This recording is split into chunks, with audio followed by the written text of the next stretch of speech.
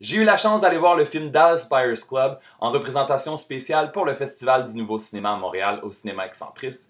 Le film est réalisé par l'excellent réalisateur québécois Jean-Marc Vallée, qui a réalisé mon film préféré de l'histoire du cinéma québécois, le film Crazy. Et déjà, il est en train de tourner un deuxième gros film américain, le film Wild, avec Reese Witherspoon.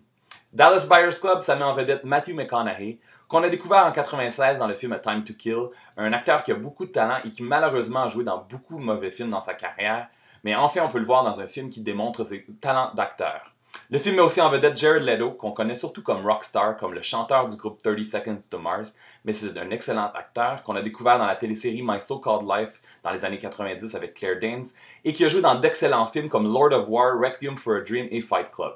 Et le film met aussi en vedette Jennifer Garner, la magnifique Jennifer Garner, qu'on a découvert dans la télésérie Alias, une actrice qui a beaucoup de talent et qu'on voit malheureusement pas assez.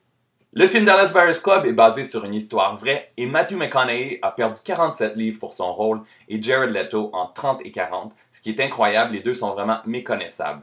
Le film raconte l'histoire de Ron Woodruff, un cowboy du Texas homophobe qui est diagnostiqué avec le virus du sida en 86 et à ce moment-là on lui donnait 30 jours à vivre. Il refuse le manque de traitement disponible pour lui et décide d'utiliser des drogues alternatives et de partir son propre réseau de contrebande.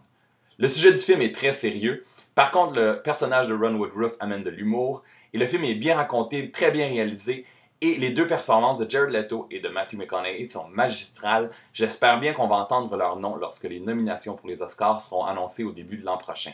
Je donne au film un excellent 4 sur 5. Vous devriez aller le voir. Il sera à l'affiche à Montréal dès le 1er novembre et partout au Québec dès le 22 novembre. Bon cinéma!